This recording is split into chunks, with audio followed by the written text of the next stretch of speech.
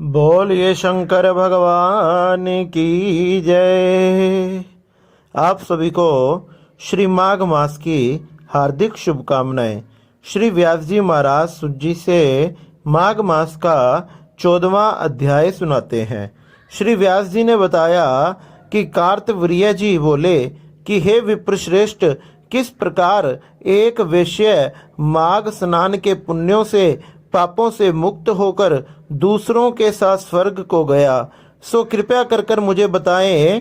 तब दत्तात्रेय जी कहने लगे कि जल स्वभाव से ही उज्जवल, निर्मल, शुद्ध, मलनाशक और पापों को धोने वाला है।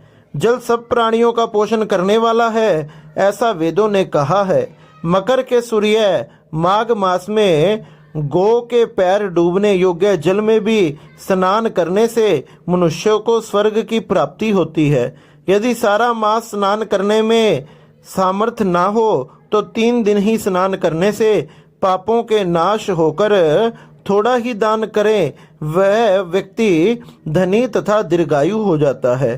5 दिन स्नान करने से चंद्रमा के समान शोभामान हो जाता है। इसलिए अपना शुभ चाहने वालों को माघ में बाहर स्नान करना चाहिए। अब माघ में स्नान करने वालों के नियम कहता हूँ, आप ध्यान पूर्वक सुनो। अधिक भोजन का उपयोग नहीं करना चाहिए। भूमि पर सोना चाहिए। भगवान की त्रिकाल में पूजा करनी चाहिए। त्रिकाल संध्या करनी चाहिए। भगवान का भजन करना चाहिए। ईंधन, वस्त्र, कंबल, जूता, कुमकुम, घृत, तेल, कपास, रुई, वस्त्र, अन्न का दान करना चाहिए।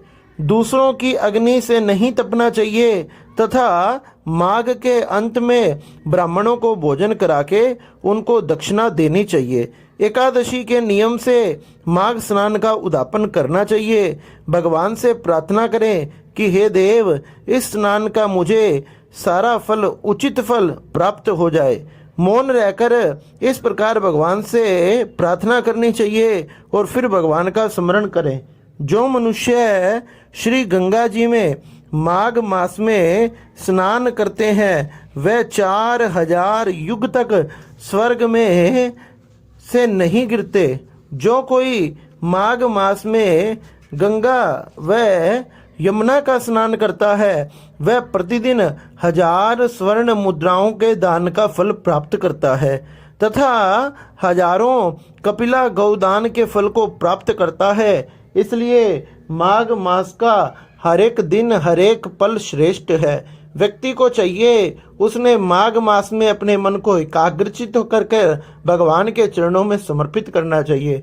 कुछ ना बन सके तो केवल स्नान कर कर भगवान का भजन करना चाहिए तथा इससे उसके समस्त पाप नष्ट हो जाते हैं और उसकी नरक आदि यातनाओं को नहीं भोगना पड़ता, वह स्वर्ग में जाकर निवास करता है। इस प्रकार से ये माघ मास में भगवान का पूजन करें, भगवान के निमित्त स्नान करें तथा अपना तथा अपने कुल का उद्धार करें। इस प्रकार से श्री दत्तात्रेय जी ने कार्तवीर्य को ये सब प्रसंग सुनाया।